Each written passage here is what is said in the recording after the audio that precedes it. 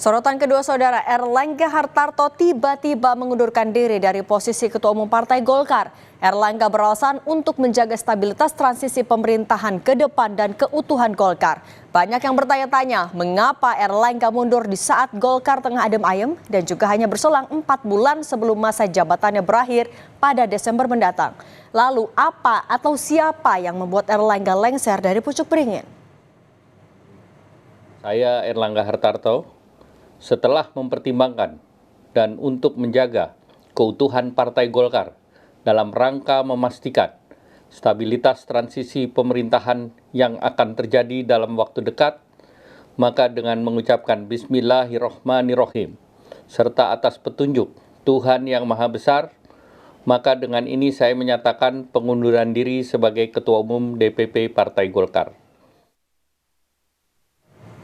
Pernyataan dari Erlangga tadi menggegerkan panggung politik. Erlangga bilang pengunduran dirinya sebagai Ketua Umum DPP Partai Golkar berlaku sejak 10 Agustus 2024.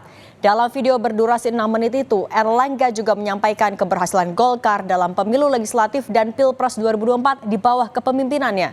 Publik dibuat bingung, apa yang memicu Erlangga meninggalkan kursi Ketua Umum? Kenapa sekarang?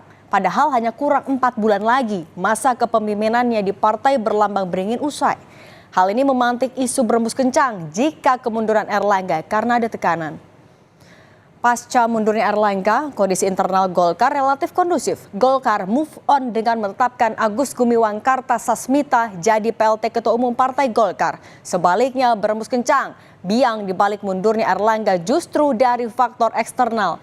Nama Presiden Joko Widodo pun ikut terseret dalam dinamika partai beringin itu dan diduga cawe-cawe urusan dapur Golkar.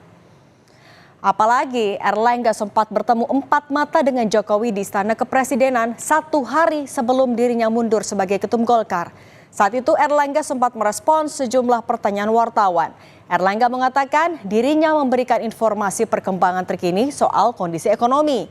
Ditanya isu yang bergulir, Jokowi sendiri membantah bahwa dirinya cawe-cawe terkait mundurnya Erlangga Hartarto dari kursi Ketum Golkar. Urusan internal partai. Di partai itu ada proses, ada mekanisme. Silahkan ditanyakan kepada Golkar, kepada Pak Erlangga. Ini di sini juga ada Golkar, Pak Dito, tanyakan. Jangan saya mencampuri internal partai. Nggak bisa. Penilaian orang ketika mengaitkan Bapak misalnya mendesak Pak Erlangga untuk keluar, ada cawe-cawe itu Golkar, Bapak bantah ya Pak ya? Bapak seperti apa? Tidak ada.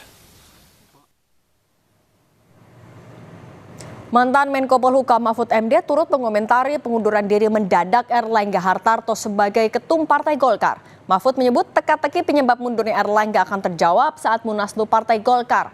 Mahfud menyatakan ada 3 hal yang jadi kemungkinan mundurnya Erlangga. Mulai dari intervensi Presiden Joko Widodo, orang yang mengatasnamakan Joko Widodo, hingga konflik internal di tubuh Partai Golkar. Sudah jawab, saya tidak tahu apakah itu intervensi dari Pak Jokowi atau itu sebenarnya ada orang-orang nakal mengatasnamakan Pak Jokowi atau memang ada konflik internal karena politik itu kepentingan. Nah itu semua akan terjawab dari 3 alternatif itu. Akan terjawab nanti sesudah Munaslup atau Munas yang dipercepat yang konon di akhir Agustus. Kita lihat aja perkembangannya.